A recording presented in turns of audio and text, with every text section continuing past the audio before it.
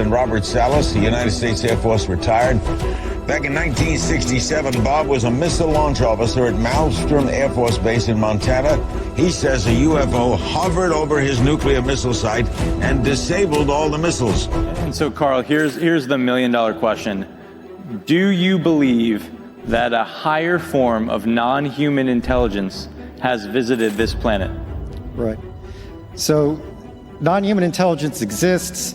Non-human intelligence has been interacting with humanity. This interaction is not new, and it's been ongoing. And there are unelected people in the government that are aware of that. Roswell, New Mexico is a quiet city of just 26,000 people. The majority of the population are ranchers or military. And so, Carl, that is quite a bold statement. I'm wondering, and I'm curious, how confident are you that that is true? There's zero doubt. Well, if you like that intro, I want to give a shout out to my good friend Darcy Weir, who's a filmmaker. He's the one who put that together for me. And I love the way it ends, where Carl Nell's saying there's zero doubt. Because when we talk about UAPs and we talk about the universe and the fact that we're not alone in the universe, there really is zero doubt. Well, I want to welcome you to my channel. My name is Dale, and my channel's name is Observer of Anomalous Objects. I'm thinking about changing it, though. I've got a special guest here with me right now, and I'm thinking about changing it to Observer of Anomalous Objects and Matt Laslo. Because, you know, this is probably the 6th time I've had you on. You and Steve Bassett are like neck and neck for the guest I've had on the podcast the most. Well, Matt, I want to welcome you to the podcast. I want to thank you. You're a great friend of the podcast. I want to thank you for coming back on. And I'm telling you what, man, you're like a marathon man, brother. I mean, this is your 2nd podcast today. And can we talk about the 3rd one, or is that hush hush? No. I'll be live. I guess George Knapp's radio program, but I'll be live at 2 a.m. 2 a.m. So those of you that like this, yeah, that's going to be awesome. It's coast to coast AM radio, and it's a legendary program. And you probably are aware of this, but the audience size of Coast to Coast is about 12 million viewers. I didn't know that. It's just such a small group of people watching. You don't get nervous at all. Teeny tiny. I have friends that have been on it, and it's just an amazing program. And what it comes down to is George Knapp is, what I call the OG as far as, reporters go. He's been there a long, long time, and we're very lucky to have him. But you know what? We're also lucky to have Matt Laslo. I mean, this guy is kicking some serious butt there in D.C., and I'm so excited to have you on the program. You are definitely my brother from another mother, and I appreciate you, Matt. Well, let's go ahead and get into it. Let's start talking about this new task force that has been formed. I called it a conference, and I messed it up in one of my podcasts. It was a press conference, and I want to make sure I'm clear on that. But where Luna's going to be in charge of it, and it's a task force that's going to be looking at UAPs, JFK, RFK, Martin Luther King Jr., and Jeffrey Epstein. And so what are your thoughts? Wait, brother, did you forget the 9/11 stuff? Oh, I did. I forgot to write it 9/11. in. Okay. 9/11 is also a part of it. So that's small gonna portfolio. That's going to bring up my first question. We got all these different parts to it. So what can we hope? Because we're not here. Well, we like those other things, and we're interested in those other things. But the reason that we're here, the reason that people are watching this video, is because we're interested in the UAP topic. We're interested in NHI, and so we'd really like to know, what's your opinion on this task force? How many days do they have, first of all, to be able to report back to Trump? Well, so here's the thing, and I just learned this week, and I've been covering Congress 19 years now, and I had to look up task force. What do task force exist? So yeah, they exist. They get 6 months. So they have a 6-month leash, for lack of a better term, to do what they're going to do. Task force, go look into it. You got 6 months, come back and report back. This task force, this new one, has 6 months to not only look into UAPs, but also to the JFK assassination, to Jeffrey Epstein, who there's pictures of current President Trump with Epstein. There's pictures with former President Bill Clinton with Epstein. So I'm all like, I'm nonpartisan. I just care about good political stories. I'm like, oh, I don't think your audience is really gonna like. My mind is blown because they also are gonna look into the 9/11 stuff. Like, how are you gonna attack? And like, God bless you. Like, if you're able to answer all of these massive questions that many have been out there for decades and decades, you're gonna do that in 6 months? And like, it seems like Republican leadership will extend past that 6-month date. But I'm like, Republican leaders are playing 5-dimensional chess, and they give you a mandate to solve every mystery, kind of like every big conspiracy or whatever. Like, yeah, there's answers to all these questions. Like, are you gonna get us those answers in 6 months? And that's where it honestly feels like, I'm a political communications professor, this almost feels like Republican leaders are playing with the House UAP caucus and just saying, okay, instead of, people were taking you seriously when whistleblower David Grush testified, and, there's thousands of people lined up outside, and there was hundreds of media organizations focused on that one issue. Instead of bringing that attention to this issue, we're going to plop every mystery on your plate. Or honestly, all the lawmakers who laugh at me if I ever ask them about, UFO stuff, etc., I have to use their language and ask about these drone incursions, etc. All those lawmakers, senior ones, and all my colleagues in the media who are laughing off this topic, that is what they're prepared to do. They're just going to laugh off whatever JFK hearing. Like, it's not going to produce any answers. I mean, it's going to produce answers to some, but those people probably already believe that. Like, this is not new. And so, like, we're going to see the same thing with 9/11. Like, what are they going to do with the 9/11 Commission? Like, are they going to explore whether Dick Cheney, as vice president, oversaw putting bombs in like every, part of World Trade Center and bringing it down? Like, I watch that conspiratorial bullshit. Yeah, makes you laugh. I consume it. I do not recommend you or my students or anyone else consume the stuff that I consume. But like, are you going to be confronting these big, far-flung conspiracies, or are you going to talk about how on 9/11, 2 planes shot into World Trade Center, Tower 1 and 2, and took it down? Yeah. The only thing I could see is the Saudi ties or whatever, trying to see if it goes back. But if they start going down those rabbit holes like you're talking about, this is going to be a disaster. I thought about one, I think that's on there that we forgot, and that is the COVID origin story. I forgot that too. That was another one that's on there. So, I mean, it's like they buried it. But that's one that I actually, like most of your audience, like most Americans, I still have a lot of questions on that. And seeing the Biden administration or the end of the first Trump administration claim like, hey, the Wuhan lab, yeah, I know it's been politicized, but like, maybe if this is one of like, what is it? Just a handful of labs in the world dealing with different coronaviruses, like, yeah, maybe we should get to the bottom of that. And so that's where, a lot of Democrats and liberals have like already, they're like, rolling their eyes. They're like, no, that's not worthy of anything. It's like, no, let's take a step back. There is a lot for us to learn. All governments lie. Mm-hmm. Yeah. Most every politician I've ever met lies. And so, like, I get if there was a committee, like maybe the health committee, which is set up to look, to know health issues.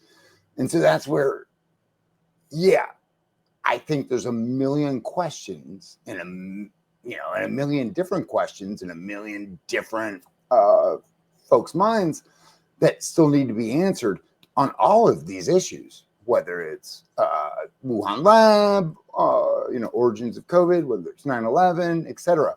But to have one committee That's exactly answer what I was all of that, Yep. like one committee in Congress can't even tie its own shoes. Like literally, Yeah. I have examples, and yet this one committee of the most fringe right lawmakers with not fringe left, but like you guys are taking a nonpartisan issue and you are about to just play with fire with an issue that has like just hovered above, for lack of a better term, all this partisan BS. Like this issue ahead of the election last year, yeah, we had some Democrats who were in the minority, like try to play partisan politics with it. And that was quickly tamped down. Like this is one of the few nonpartisan issues remaining in contemporary Washington. And it seems like that might just quickly be whisked away here in the next couple months. What bothered me was just since Trump gave the executive order about the JFK files, they have 14,000 documents to look at. And so my concern here is that this is some kind of political game because, and I mean, all the way across the board, because the things that you're talking about, Matt, are important. There should be some investigations into those things, but it's to the point where they just piled everything in that there's no way they can do a quality investigation on any one of the things, let alone all of them together. And bro, they don't have a staff. So because it's a task force, and I guess the task force is underneath the umbrella of the oversight committee, and the oversight committee, that's where we had David Grush testify in front of back in 2023. So just, year and a half ago. Then last year, they also, that's the committee that had Lou Elizondo in. Right. So like that committee's been doing serious work on this stuff. But so like to take that committee and so oversight, they are the ones. So yeah, oversight committee was looking into Grush, looking into whatever, but that was the chair, James Comer, basically outsourcing his thinking to these members of the UAP caucus, Burchett, Luna, etc., Moskowitz, some Dems as well, Burleson, I believe, some members of that. But that committee, they have a staff that was spending most of their time during all of that just focused on Hunter Biden and, the Biden, blah, blah, blah. That's what they're kind of continuing. And so, like, the new the new secrets task force has no staff. But Luna, if you go to askapolluaps.com, Luna is like, no. We're already working with the chairman's staff, the committee staff. And it's like, wait, so do you have subpoena power? No, unless the chair of the committee has subpoena power. If you all go back to the day, I think it was July 23rd, 2023 is when Grush testified, I believe. Oh, maybe it was 13th. But anyway, when Grush testified in July 2023, the day before that, both Luna and Burchett, who thought they were chairing this hearing, they had it stripped away from them. By who? By Chair James Comer, the very guy who did the press conference with Congresswoman Luna. And it's like, wait, you guys have been very dubious of Comer, and you've been telling us at Ask-A-Poll and other spots, like, hey, someone, whether they're in Congress or in, the executive branch, they've been like out there putting up roadblocks. They've been like, trying to quash this. So now you're working in tandem. So like, That's crazy.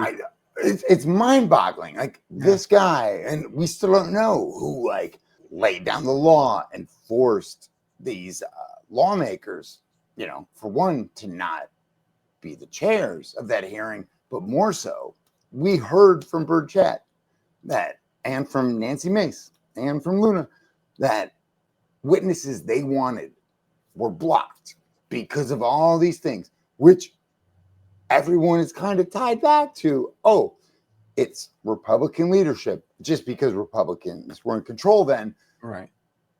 James Comer, who's now lending you their staff for this secrets committee, James Comer is a part of that Republican leadership. And none of these members have said, it wasn't Comer, it was the speaker, or, it was actually Mike Turner, former head of Intel. They haven't debunked anything. They're just now like all smiles as they go into a committee that they have no power over. Like they have no subpoena power. They have no staff. Any staff they use is the oversight chair, James Comer's staff. Wait, that was the staff that you all did not trust 5, 6, 12 months ago. So let me ask a question then, because I think you definitely don't feel like anything's going to happen from this. So what is the purpose of this? And I have a second follow-up question I don't want to forget. But if they're really not serious about it, and the fact that they put everything together, why are they even having this task force? Why even go through the motions if it's being set up to fail to begin with? Well, so real quick, I have not sworn off this committee. They might unbury the goods, or divulge the goods. I just have nothing that's been shown to me that makes it feel like this is set up to like actually produce answers. So could Luna take charge of this and say, let's focus on UAPs, or let's focus on just UAPs and JFK? Is it possible that there is some hope there then after all? So no, don't be hopeless. Like there's a possibility that Luna, Burchett, and other members of the UAP caucus already know a lot of secrets and that they're just forbidden from telling us, because they've been in all these classified briefings. So like, that possibility exists. I'm just highly, highly skeptical that is the case. And part of my job is to be perpetually skeptical. You have to be, But I'm also, what we've been doing at Ask-A-Poll, is like begging these lawmakers, hey, tell us what you can. And through watching the UAP caucus and all of the stuff the questions that they had that have not been answered, to now watch them kind of like giddily, kind of drunkenly, but like, drunk on huffing balloons, not so much liquor. Like they just seem like giddy. Like they're like, we're going to get all this transparency. And it's like, what does that word even mean to you all? And so that's where I'm very curious. Like they might be sitting on answers to a lot of these questions that they just weren't able to disclose before.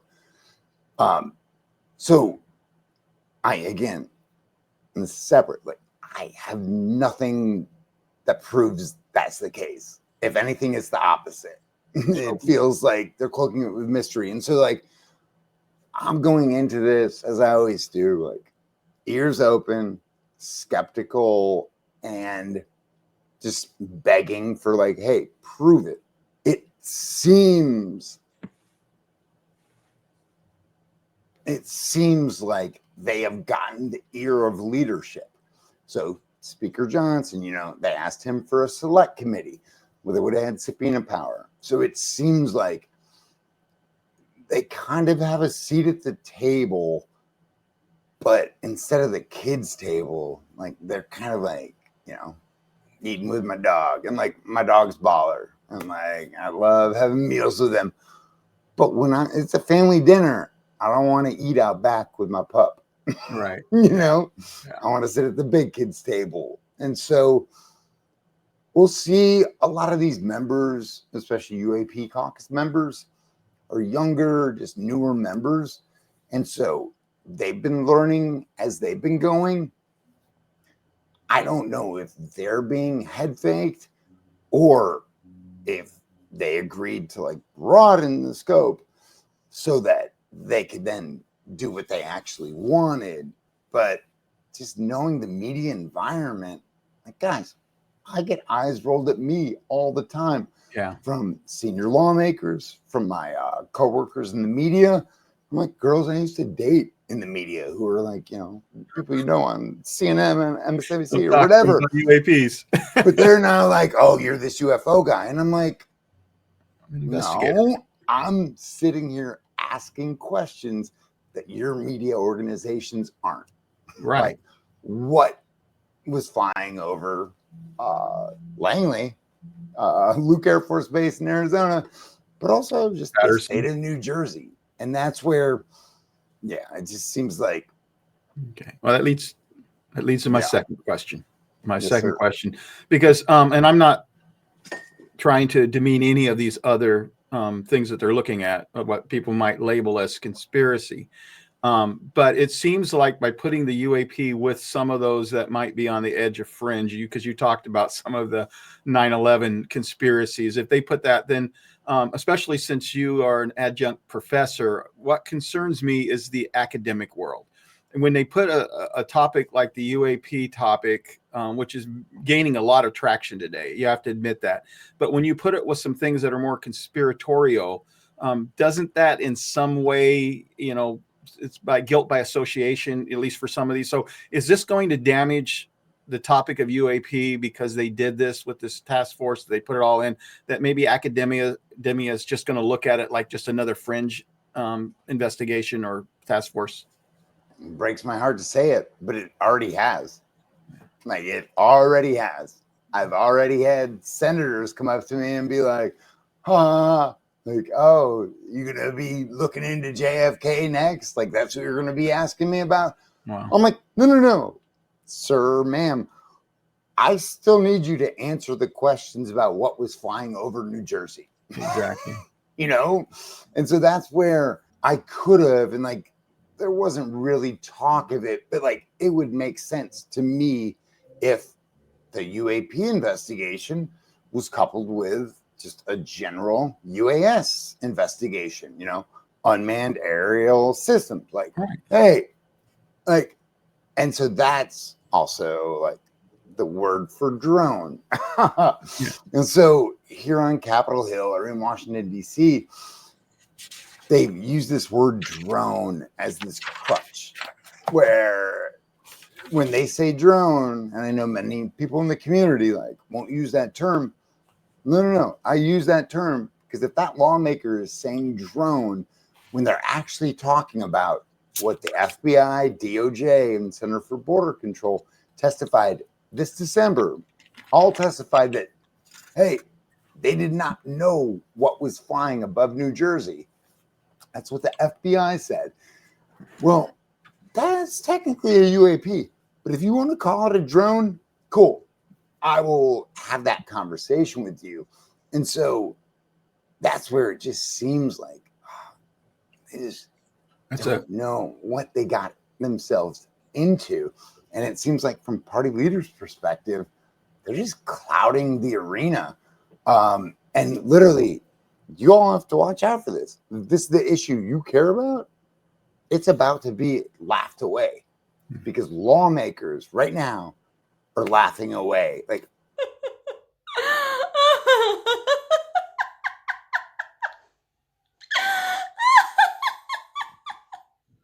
oh, that Epstein committee. Like, oh, that 9/11 commission committee. Like, wait, you're investigating the 9/11 commission, which like, that was what, 2 decades ago ish, like right when I was getting to Washington to cover Congress. Guys, there's trust. I mean, we all have questions on all this stuff, but to have this issue, UAPs, brought up next to who took down the World Trade Center, Right. that it's just bonkers. And so to see the issue you all care about lumped together with the Epstein stuff, the 9/11 stuff, guys, this is literally, this is the gatekeepers writing you all off. It's just like very dismissive. And it just kind of reminds me, like, you go to the doctor's office and the doctor has this degree, right? Or degrees. You got a doctorate or PhD or something like that. And so you go in and you tell him something's wrong with you. And then he turns around and tells you that you're wrong. It is something else, but you're the one who's experiencing the pains in your body. And then a lot of times they don't help you because they simply will not listen to you. So what I see the same thing going on here is it's being dismissive. It's almost a state of arrogance that says, well, you know what, these can't exist. I'm smarter than you. So it doesn't matter what you saw. It doesn't matter how many military people saw it. It doesn't matter how many other people in Congress agree. You guys are just all ignorant. And so you just need to go away. This question needs to go away. And so it just seems like this is a pretty good setup to do that. But I did want to make a segue. Wait, real quick, brother. I was just going to say, it's like you or me going into our doctor and being like, hey, my heart is just racing out of my chest. Like, this is freaking me out. It's freaking my lady out. Like, hey. Right. And they're like, oh, that's right. Let's take a look at that broken ankle that I treated you for a month ago. And it's like, hey, the broken ankle, like, yeah, it's healing. It's still messed up, but like, it's in the cast. I'm not here for the broken ankle. Exactly. I'm here because my heart is pounding very intensely, and it kind of feels like it's a heart attack. But you're an expert, so you tell me if it's a heart attack. And he's like, hey, it's not a heart attack. It's your foot. Yeah. And you're like, exactly a good analogy. I know my foot still hurts, but I'm not talking about that, That's a good analogy. That's a really good analogy, because sadly that's what happens too often. Though you try to tell them what's going on with your body, it's your body, you know what's going on, but because of their medical training, they just have some preconceived ideas, which is exactly the same thing with the UAP question. It's like, well, it can be drones, but it can never be UAPs. For some of them, you can't even get them to talk to you if you use the word UAP or UFO. Definitely don't use the word UFO. They really turn their backs on you. No, you just made my metaphor better. Like, it's literally, that's the case. Yeah. And that's where I think your audience and other audiences, like, you guys are in a super empowered moment where, again, Congress, the executive branch, it's a little bit scary. They do not know what's flying overhead. But that's where learning the language they're using, that's what I'm always trying to do. You get them to talk about the subject. Yeah, but that's where also you average folks have more power than we do, because a lot of these lawmakers are just like, oh, this White House told us this. Last White House told us this. We no longer have to think about these issues. Like, problem solved. FAA approved all these drones. It's like, no. You call up your local representatives, you call up the White House and say, hey, I don't think the FAA approved this thing over my house. You got more power than we do in the media these days. That's where we're going next. But before we go there, I want to say this one thing. I think what you've helped me to see, and probably helped other people, I think a lot of people were a little more optimistic than I was. Once I realized how many different things that we're going to try to cover, I got a little discouraged, because I'm just going like, how in the world can they do the job? But I think what you helped me with was understanding that they, there's the UAP task force members in there. They can prioritize whatever they want. And Luna's one of those people. So you can put whatever you want on the docket, but that doesn't mean we have to give everything the same priority. We can have A, we can have B, we can have C, we can have D, we can have E. And as long as the UAP topic is up there towards the top, then there's hope, especially with certain members that are pro UAP on it. But let's go ahead and move to the the second subject, because this is the thing that definitely concerned me, and I think it concerned a lot of people when it first came out. But let me go ahead and play this this clip real quick. Before I turn to questions, I do have news directly from the President of the United States that was just shared with me in the Oval Office. From President Trump directly, an update on the New Jersey drones. After research and study, the drones that were flying over New Jersey in large numbers were authorized to be flown by the FAA for research and various other reasons. Many of these drones were also hobbyists, recreational, and private individuals that enjoy flying drones. In time, it got worse due to curiosity. This was not the enemy. A statement from the President of the United States to start this briefing with some news. And with that, I will turn it over to questions, and we will begin with our... Isn't that crazy? I mean, Trump told us, and I'm not political, so I'm not going after Trump. I'm not pro-Trump. I'm not against Trump. But he told us that he would give us an answer, that immediately in his second term, the beginning of his second term, we would get answers. I don't think that's the answer that anyone was looking for, and I don't think that's an answer that anybody in this community will accept.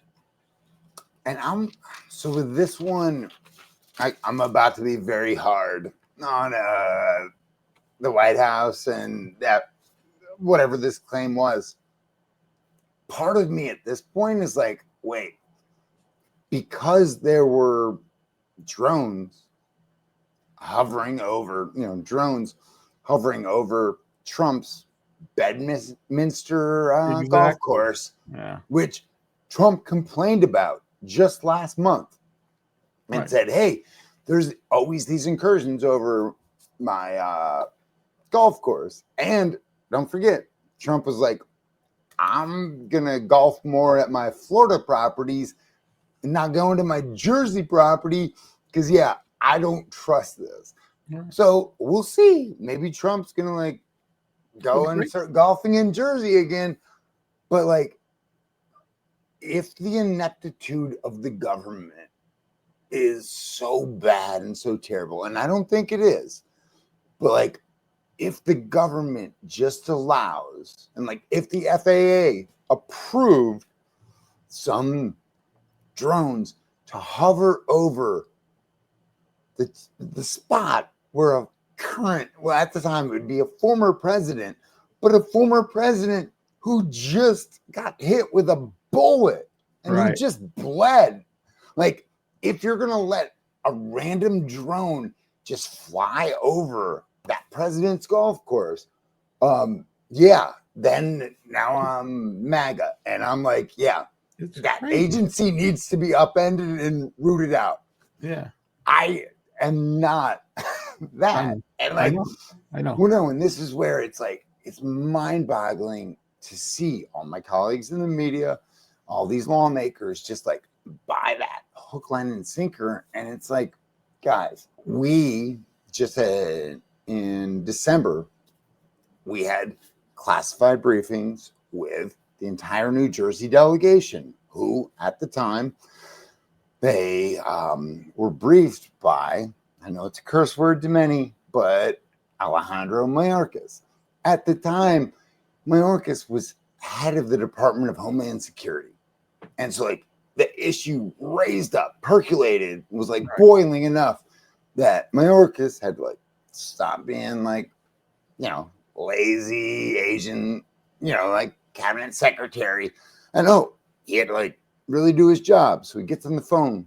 Like, when agency secretaries get on the phone with lawmakers, they'd be so stupid to lie. Right. If he outright lied to Senator Cory Booker, then Andy Kim, and we have exclusive with both of them up at askapol.com. Guys, cabinet secretaries don't do that. They lie more subtly. Like, I don't trust anyone in the government, whether it's Congress or agencies. But in this case, the White House is just giving us a very flimsy excuse. Now, this is where I'm when the FAA, one of the ones that that said they were investigating, they had no clue, and then all of a sudden, But here, I could see the FAA being like, well, no, we approved 2 or 3 flights above Bedminster. So okay. I could see a lot being lost in translation where they're like, no, there's a golf tournament. We actually approved a few of these because when Trump looks into this, what does he care about? What was hovering over my private golf club? Right. Golf course. And so that's where I think the biggest critique of this Congress is they're so uncurious. Right. And the risk right now is it's kind of only Democrats, or no, I've talked to Republicans. New Jersey Congressman Chris Smith, he's not buying anything. He's doesn't want to cross the new White House, who he's like totally aligned with 1,000,000% on every other issue besides incursions over his own state. Well, you brought up a good point. I think we're going to see some more stuff come out. Well, you brought up a good point because I've also wrestled with it. I've talked to some big people within this community, and you either love Trump or you hate Trump. And I'm non-political, but these people are more in line with Trump. And I asked them for their opinion of it, and they were saying basically it was residual information from the previous administration. That wait till he gets his feet on the ground, wait till he gets established. I want to be fair with that, but you helped me to see something that I hadn't thought about. You can have something that's not completely true, but that's partially true. And it can be presented to anybody, because you made a great point that, yeah, maybe there were some FAA drones up there, but it doesn't explain everything else. It doesn't explain. I mean, the one thing that we haven't talked about yet is the Picatinny Arsenal. And one of the things I didn't know is there was a naval research place called Earl there, and a very sensitive stuff takes place there. So is the FAA authorizing drones to go and check out our own military establishments like that? I don't think so, bro. And this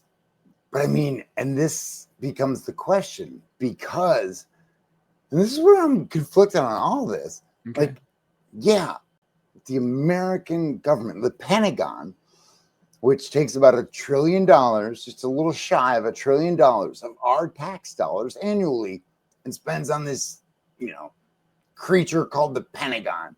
Right.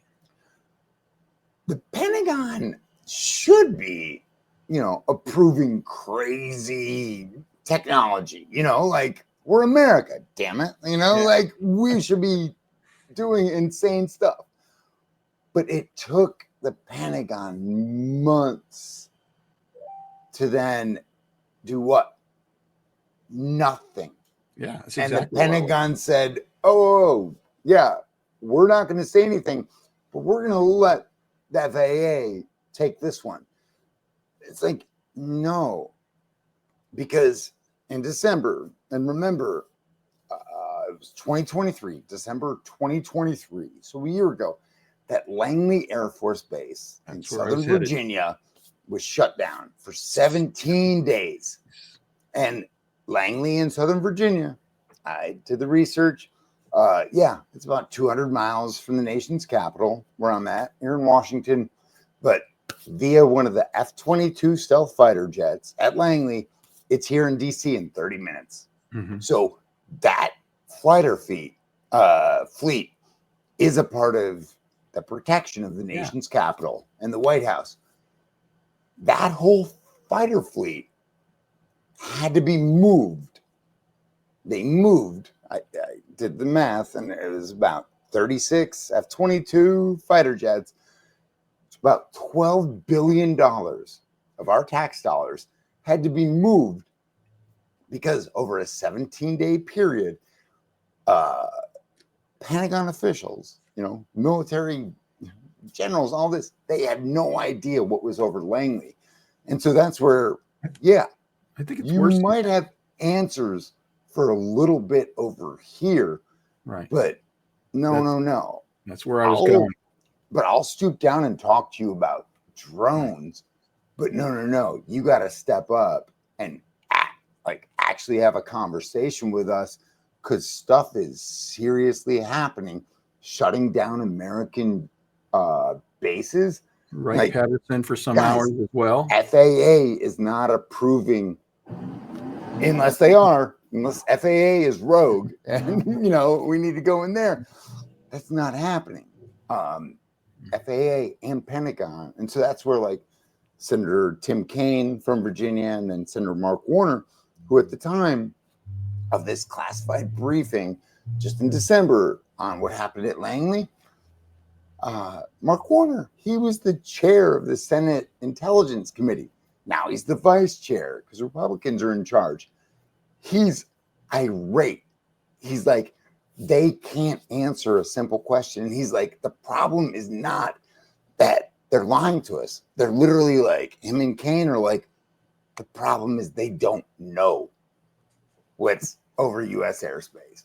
Well, what I heard is even worse. It's even worse than that, Matt, is if it's true, and it really makes sense to me that it is that they tried to shoot these drones down. I mean, why would they let them operate for 17 days if they had the capability of shooting them down? And so that's scary, especially if it's adversarial tech, and it's coming from our adversaries and stuff. It could be something else. It could be UAPs as well. I'm going to run you through that in just a second. But you realize that this goes back even 5 years ago to Colorado, where they had an FBI investigation into it, and they never got to the bottom of what these drones were or whatever they were. And I think that's a scary thing, Matt, if you think about it. They had an opportunity then. This is not a new thing. Last year they had Langley. Then we have, in the last few months, we have the New Jersey drones. We have the stuff going on over in the UK as well. And so this is Germany, a pretty big problem. Huh? And Germany. And There's Germany, also a U.S. German base. Yeah. And that's where it's interesting. When I talk to, senior members of the Armed Services Committee, like former astronaut Mark Kelly, Mark Kelly is 1,000%, at least when he talks to me or whatever, he's 1,000% convinced that, UFOs, like, he just laughs that off. He's 1,000% convinced this is America's foreign adversaries. And I'm like, everyone, could we just hold the presses? Because Mark Kelly is a member of not only the nation's Armed Services Committee in the Senate, he's also a member of the Senate Intelligence Committee. And for him to just be nonchalant, like, oh, that's just Chinese spies who are in America that are just, buying drones at Walmart off the shelf, which is what he's told me numerous times. But I'm like, okay, when did we vote to cede our airspace to whichever foreign actor is now regularly invading it? If anything, I think our American tax dollars, like, we give y'all $1 trillion, just shy of it, annually for you guys to use that money so that a Chinese spy balloon cannot travel from Alaska to South Carolina. Or that these other objects or craft cannot hover over our sensitive military bases. So swarms of unknown craft cannot shut down Langley Air Force Base and our advanced 5th generation fighter fleet, which is our F-22 Stealth Raptors. And so that's where I'm hoping Congress wakes up and really starts asking these questions, because at this point, if it's not something from the stars or whatever, what does our Congress say? They're just like, oh, yeah, it's probably China, maybe Iran, maybe Russia. Like, wait, they're not our friends. Why are they in our airspace? Exactly. I think, to me, if I would look at all the technologies, I would say China. China's in the best position to be able to do at least some of them. Have you seen their drone tech? No, I've heard a little bit. I haven't seen it though.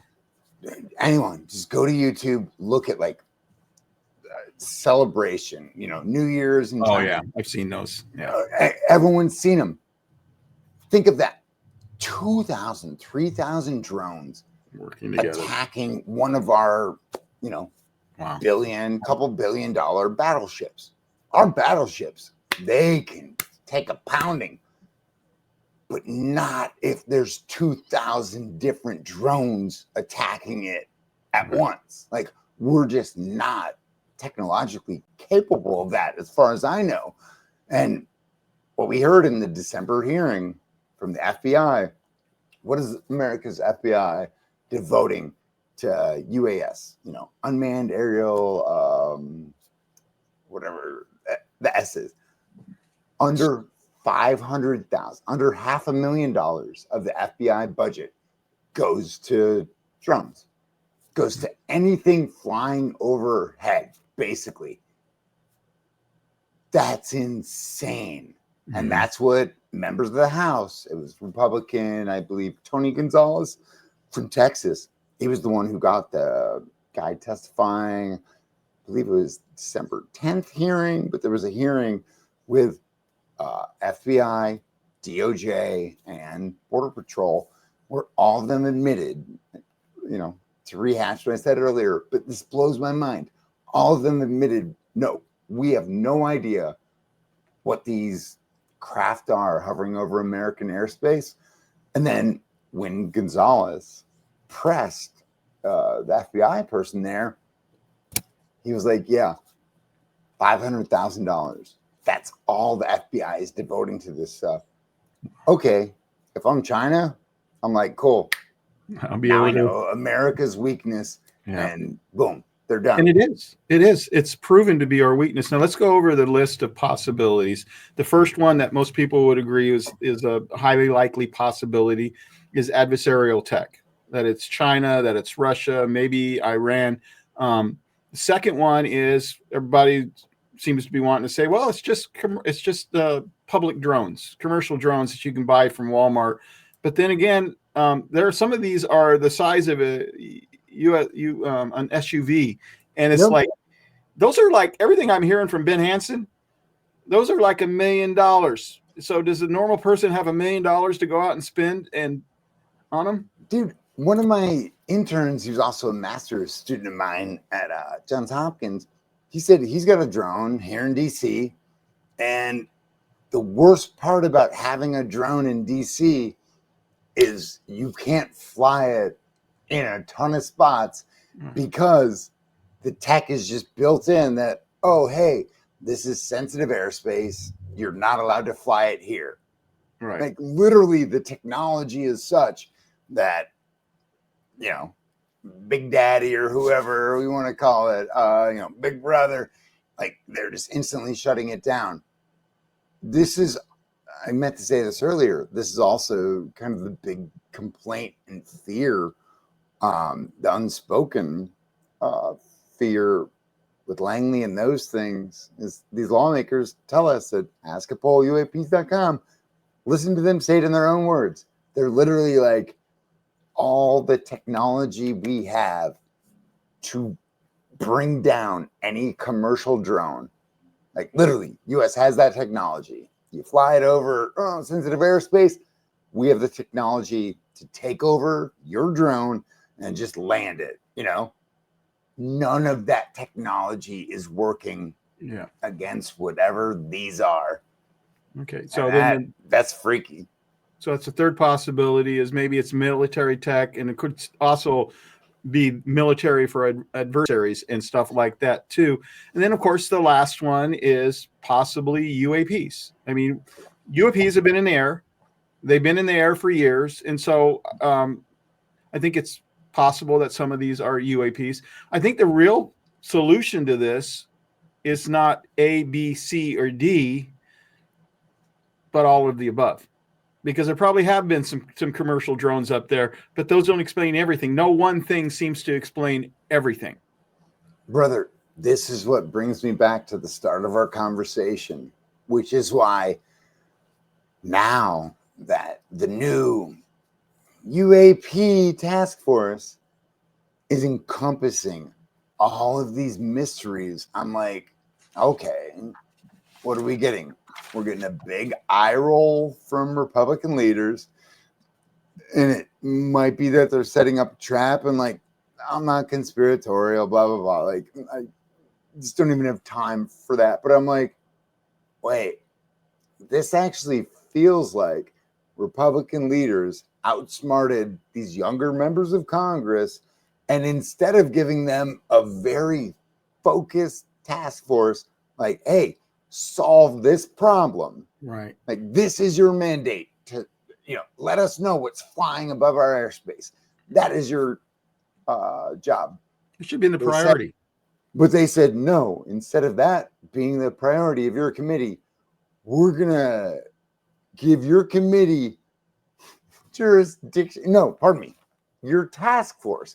We're going to give your neutered task force power over every secret that America's, like, our biggest secrets from the past, like 5-10 decades. Like, no, it feels like very much like this task force is set up to fail, which feels like a win for the Comers, et cetera, of the world. And like, there could, like, explanation could be really simple, that Comer and Speaker Johnson, they just don't want to give any more oxygen to the UAP caucus. So a way to do that is to let them investigate all these issues that have flirted with conspiracies, and like, well, no, all these issues like have conspiracy theories tied to them,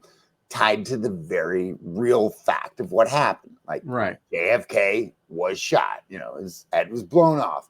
That happened. Everything that spun out from that, some is truth, some we don't know.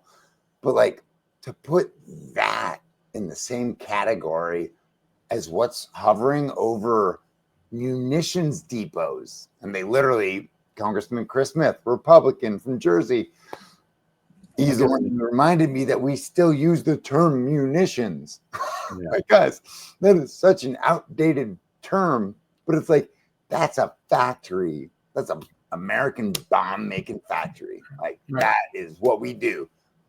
But that's being surveyed. Like, they weren't just hovering over Wawas up and down the East Coast. And like, Wawas are great. It's like East Coast version of 7-Eleven. Like, Wawa is just a wonderful, wonderful spot where you can get stuff made. They were not over those. They were over two different military, very sensitive sites. Right. And New Jersey alone. The current president's country club. Like, right. Yeah. I have FAA should not be approving flights over the former president / current president's country club. Didn't. But if the FAA does not know that, like, hey guys, don't do that going forward, or be honest about what you're actually doing. Which was here's my analogy on it. I don't know what your favorite mixed beverage is, but nobody likes a beverage that's been watered down. And that's exactly what we're getting here. And our only hope is that Luna and Burchett and them, they know the bartender and say, can you put a little more in there, and maybe really make this subject where they do an actual honest investigation of it, and not get caught up with all of the conspiracy stuffs, and even if the other investigations, as long as they don't get out in the fringes, go down those rabbit holes. If they were doing each one independently, then I would say, yeah, chase every rabbit, go down every hole, try to figure out what it is. But you're not going to get anything by doing it with all these different subjects. Dude, and that's where I need to really, and this is my goal. And like, if you followed us at Ask a Poll, especially askapolluaps.com, we've been like pretty slow at the start of this new year. Like, we've broken some like big news. Like, we're breaking news, but oh my God, it takes me 10 interviews to get one news story. And like half of the interviews have been like, just worthless. Whether about Jake Barber, etc., whether about anything. And that's where once it's just hard. Like it literally feels like from a reporter's perspective here on the ground in DC, it feels like, okay, I'm cloaked in smoke, like my dad was cloaked in Vietnam. And it's like, all right, I don't know what's going on around me, but like, I think one of my guys in back threw that smoke bomb. So like maybe this smoke is a good thing. Maybe I'm cloaked in something I want to be cloaked in, but you take a step out of that. And that's where I'm curious of whether these politicians are even willing to take a step outside of that and who threw the smoke bomb. Because if you listen back to Askapol's interview with Oversight Chair James Comer, he's like, yeah, Luna, we did what Luna said, basically. It's like, she's smart. She knows this issue. We don't. And it's like, wait, is she the one who asked for it to encompass all these other issues? Because maybe that was just a rookie error, to put it lightly.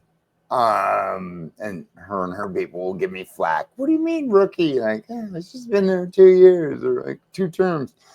So who determined all of these different subjects? Was it part of the Trump mandate or executive order, or was it created by the leadership? Because if it's bipartisan, it would have to be Republican and Democrats. So where in the world did all of these subjects come from, and how do they all end up together in one task force? So I have all the same questions. Easy answer is Democrats don't matter. Pardon. Sorry, guys. Like, y'all literally lost the trifecta in November. So, like, Democrats, their opinion literally does not matter. Which you still would hope this issue maintains that bipartisan tinge. Right. So, like, the fact that they don't matter still. So what? Senate Intel Committee. Republicans now control it, but Senator Mark Warner, the former chair of that committee, he's now vice chair. Right. And like, that's just because historically the Senate Intel Committee is nonpartisan. I'm like, guys, no matter your party, that's what we want. We want parts of the government, to know stuff and to like work in ways that supersede the hyper-partisan BS that we see on MSNBC or Fox or whatever. So like those spaces have like been shrinking over the past few years rapidly, but over the past decade or two. But like that's still a spot that maintains that like, bipartisan tinge. With this one, I'm so curious. I mean, I haven't had much access because there hasn't been much voting going on in Congress. And like when there's a House vote, I know 435 members are going to vote on the floor. So that's where I go and like do my interviews. Like, so I'm very curious how, for one, the Democrats on the UAP caucus feel about this. Not that curious because they're Democrats and like, hey guys, you're backbenchers. But they have mattered and they've empowered the UAP caucus. Being a nonpartisan caucus or nonpartisan group in contemporary Washington, that's empowering. And so I'm very curious, not just Democrats, but other voices, Republicans. Like I haven't been able to talk to Tim Burchett, who I guess is still the co-chair of the UAP caucus, along with Luna. I'm like, wait, why did Luna get it and not Burchett? Hey, maybe Comer's all DEI now, and he's like putting women ahead of men. But I'm like, wait, Burchett has a year, or at least, 2 years. He's got a term on you. He's been in Congress longer than you. So why are they going with more junior person? That could easily be because the Trump administration, someone in the Trump world, called and said, hey, we want Luna and not Burchett. But I'm like, wait, if there's that conversation happening, none of us know it. I don't know it. Luna, she's not divulging that. And so whatever they think they're doing with this issue, it's really about to blow up in their faces. Because I think they might have forgotten there's 3.2 million people on UFO Reddit. And I think those 3.2 million people are very cued in. And the way this is going with just a simple head fake. Oh, FAA approved all of this. All we had to do at askapol.com was ask one question, and that narrative just unraveled. Yeah. And so I'm hoping more of my colleagues start asking just one simple question, because that would help me out a whole freaking lot. Right. I promise to try to keep you about an hour, and I hate to say it, we've hit that hour mark, but I would like to cover one more thing if you have the time. Yes, sir. I don't want to kill your voice. We don't have to spend a ton of time on here, but I am excited to find out that the X-Files are real. That the FBI actually has a UAP working group. There is a real Mulder and Fox. There's actually 13 of them in total. You've got a program manager and you've got 12 field agents around the country. And so I know you're probably pretty familiar with that group, but that means the X-Files are real. Bro, no.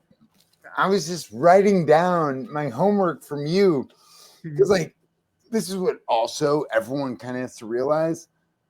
We're at the start of a new historic administration. Right. And all these lawmakers who are, who comprise the UAP caucus, their heads are like about to spin off. Their heads are, their necks.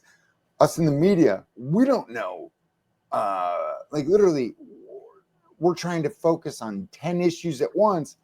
Right. But we've got 50 issues coming at us at once. And so, we're still in the early stages of a new administration where there's growing pains, both on the media side, lawmakers side, and then, on the principal side, on the president's side and his team. And so anyone who right now is talking to you in definitive, objective, I know what's happening, right, laugh them off.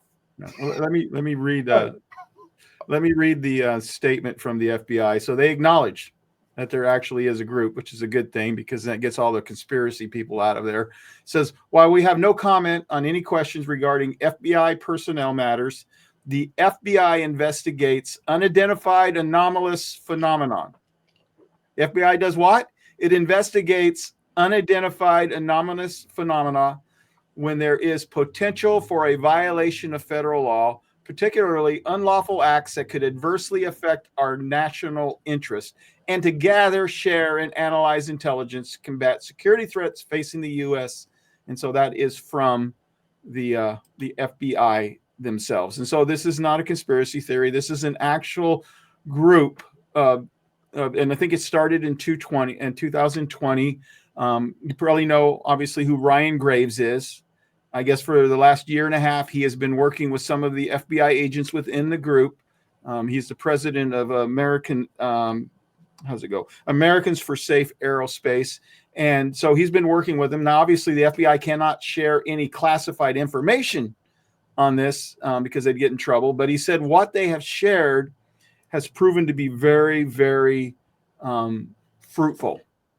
But there is a conspiracy out there, Matt, and I don't know if you've heard of it yet. The secret FBI UAP Working Group is not secret anymore. It's out in the open. But there is a conspiracy that's come up, and it really, this whole article comes out of a political, and it's by Daniel Lippman. And I had a guest on a few days ago, and he seems to think that political kind of spun this. But I want to ask you the question, because some of the agents have come out, and you know about the January 6th purge, the questionnaire about what your involvement was with the January 6th investigation. But some of the agents, according to Political, now, like I said, my other guests thought this was nothing more than a spin, that there are other articles that have basically that don't mention this at all. Now, I haven't seen those other articles, but I trust my guests. And so I'm assuming that that is true.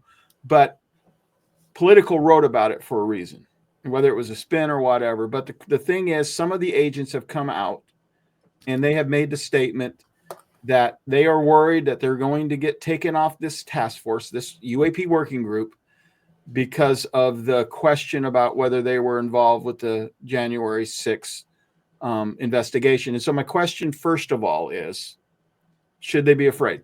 Should they be concerned? You know my take on J6.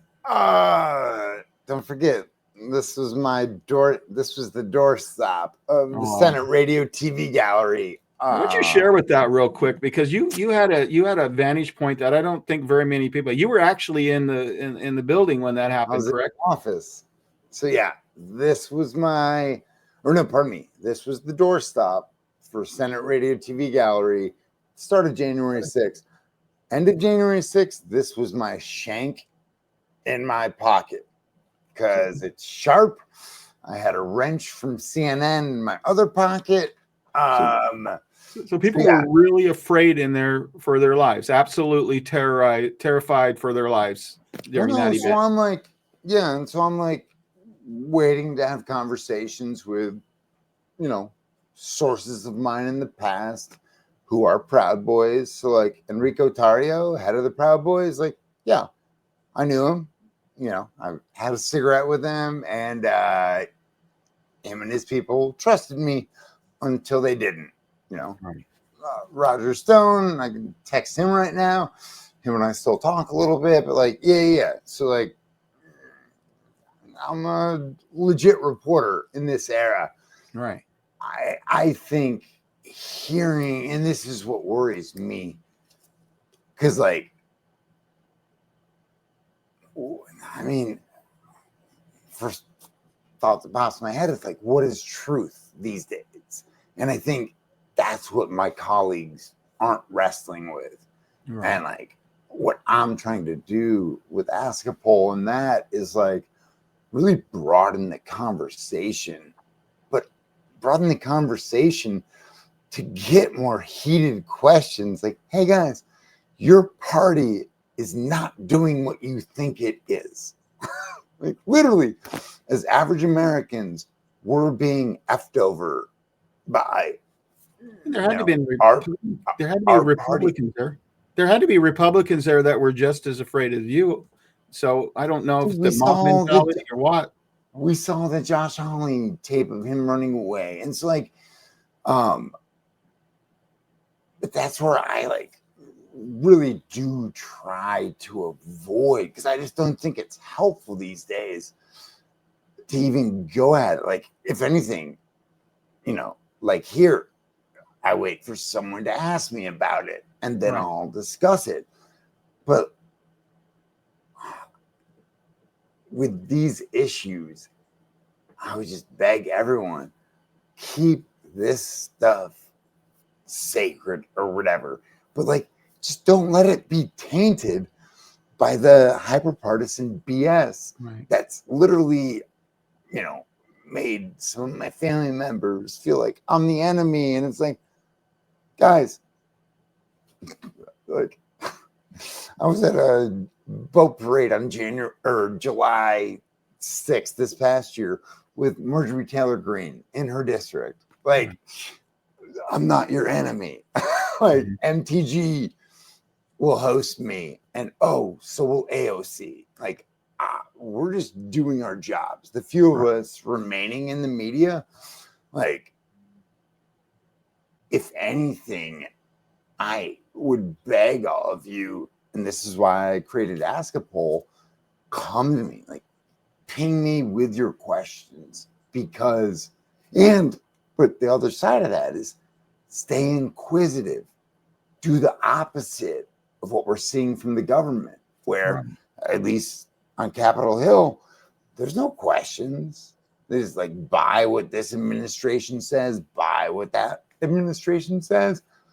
No. Like, I think you become more powerful as a person, whether you're a lawmaker, a lawyer, a reporter, etc., when you actually like, oh, hey, I'm putting this little box. Wait, when one person who like has a hand on that box is talking to you, have that conversation and be like, actually, I think the world is a lot bigger than that box. And I think that's where, because we're this hyper-partisan gang war, digital gang war, and I'm from Chicago, like, I got friends who've been killed in them fucking dumbass wars. It's like, take that step back and like be human. And so, like, as I said earlier, do not believe the people on your side 1,000%. Like, don't give them that out, guys. We want truth. At the end of the day, that's what we're looking for, is truth. And it doesn't, I mean, truth is truth. It's not Republican. It's not Democrat. It's not conservative. It's not liberal. At the end of the day, that's what we should all want, Matt, is the truth. Amen. And there's truth on both sides. I get it. There's two sides to this story, but it doesn't matter whether you're a Republican or Democrat. You should be interested in what the other side is saying, so you get the whole story. Because otherwise, all you're doing is getting part of the story, and that's what's tearing our country apart right now. But brother, like, literally, what I tell my students, like, the biblical thing, it's true. Iron sharpens iron. Like, Exactly. if you want to be a smart conservative, read smart liberals. Right. If you want to be a smart liberal, a smart progressive, read smart conservatives. If you don't think one of the or the other exists, you're the problem. Okay. Like, if you live in a world where there's no smart conservatives, or if you live in a world where there's no smart liberals, then You're ignorant. you're ignorant. Like, literally, you live in a small silo where I just pity you. I just pity you. I want to get back. Don't buy what these lawmakers are selling you. I want to get back to that, because I'm not political and I'm not making any statements about these agents, but I think these are legitimate questions to ask. And like I said, without having read the other articles, my question is, are they paranoid? Are they legitimately concerned? And the other question that needs to be asked is, could this be a smokescreen using the UAP working group to try to avoid being a part of the purge? That somehow, if I can prop myself up by saying I'm a part of this special group, and therefore, they're coming after me, and maybe trying to make it look like they're coming after me because I'm a part of this special group. And so I don't know what the truth is here, but I think we can ask questions. We can ask questions whether or not this is they're legitimately coming after them because of January 6th, or are they just worried that they're coming after him for January 6th? So therefore they're going to speak up now out in front of it, hoping that the UAP working group will somehow protect them. So again, I think I tried to evade this bit. You're good. So I'm coming back to it, but like, I don't know what I don't know. And that's where can't answer what you all of you. No, but all of you listening, like, please don't just believe. Like, what I say is, I interview 535 liars for a living. I interview politicians. Now, do I trust them? Yes and no. Like, I trust them in many instances. No. I know, like, listen to our exclusives at askapol.com. literally, I'm playing 5-dimensional chess every day. And so, like, my biggest overall critique of contemporary Washington is that we, the political industrial complex, which I put the media inside of, we're not curious enough. And when one lawmaker, we're on deadline, literally, if I got a deadline at 4 and Department of Homeland Security is sending me, their response at 3:40, I'm gonna read like, hey, Department of Homeland Security said this. Maybe 2 hours later, I take a step back and I'm like, oh shit, I just read a bunch of bullshit out of the air. And so that's where it's beautiful having you all help us out. And so, like, when it, came to light or whatever with this UAP working group in the White House or whatever, in the FBI, initially I was dubious, because I'm like, my first thought, like, guys, I'm literally, you don't want to live in my mind. It's painful, but I'm a skeptic. Like, literally, if you're a girl who I want to date and you tell me you like me, I'm going to be like, nah, she's lying. Like, Skeptical side, yes. That is how I run. Don't run like that, but that's how I do. And so, like, when the FBI UAP, like, force or whatever, group within them came up, initially I was dubious, but then I'm like, oh, that actually, researching a little more, I'm like, that makes a little bit of sense. It also makes more sense in my mind for it to be a much larger thing. Like, so I get that many people have a lot of stuff on their plates. So, like, them being targeted for working on the J6 committee and all that stuff,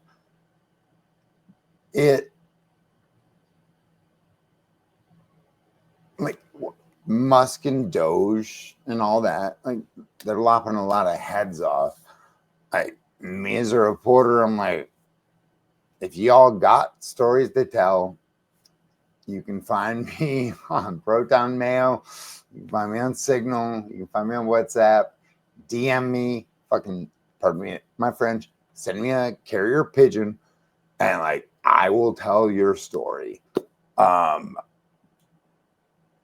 don't think, as far as I know from this administration, this new administration with Trump, I don't think they're going after the UAP folks. But if a UAP folk happen to work on a J6 case, yeah, they might be going after you.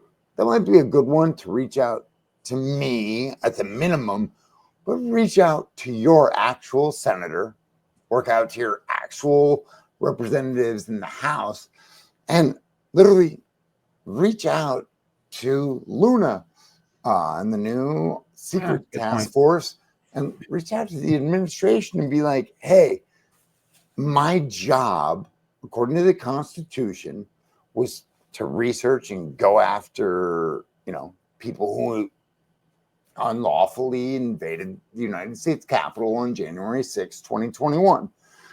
I did my duty then. Like, what do you're my new boss. What is my duty now? Like, I am here for the Constitution. So, like, yeah. I liked what you said, though, in the sense that if these guys feel like they're legitimate and they feel like that they are being targeted, and I'm not taking sides either way on this, but there is a way of doing it. If they feel like they're legitimate, they should be going to Luna. They should be going to Burchett. They should be going to, Moskowitz or somebody, so we got. But also not even Congress. Like, guys, this is a new administration, and even Doge, whatever Doge is, because it hasn't been set up by a law from Congress. But, like, Doge and Musk, from what they're saying, they're very open to like streamlining and upending stuff. And from what Musk said this week is he understands they're going to get some stuff wrong. And so like, that's where I need to ask more lawmakers about your question about this FBI unit. And like, it was in my notes all week. It just got passed up by, I think it was literally Well, you got a lot on your 30 plate. I'll tell you stories. that. Well, no. Here's my notebook. Like stories. Yeah. Well, you don't just 20, cover this topic. That's the thing about you. You cover a wide 36. stuff. Yeah. Wow. Well, no. So 36. That's how many different stories and topics I was asking lawmakers about this past week. And I just call it going fishing. So, like, you all send me your questions, and I go fishing. And I see if I get a bite. Yeah. Well, I gave you some stuff to go fishing on now. You already had your fishing rod ready to go, but now you got some incentive to go throw that line in the water now, right? You gave me some chub to you throw go. in the water. A little bait to throw in with it. Well, Matt, I'm not going to keep you any longer. I know you got one more interview, and I don't definitely want to wear you out before that one, but you definitely are. I consider you one of my good friends. I love doing these podcasts because I meet so many nice people, interesting people. And I don't know why for you and me, we've just always seemed to click, right from the bat, maybe because we had some similar background and you almost became a pastor and I did. And, we both were. Well, I was going to say, at one time. I guess your audience knows, but like you gave a sermon this morning. Yeah. Good on you, Pastor. Yeah, I appreciate it. Well, anyway, to everyone else, thank you, Matt, for being here. For everyone else, let me just encourage you, if you haven't done it already, go ahead and hit that subscribe button. You can really help this channel out by hitting the like button and also sharing my videos. And this is a newer channel. It's been around for about a year, but you can see the quality of guests that I have on it, like Matt Laslo and Steve Bassett and Mario Woods and Darcy Weir and just all kinds of great guests. And so if you can help me out with that, I appreciate it. Anyway, Matt, once again, thank you so much for being on the podcast. Everyone have a great day. Appreciate you.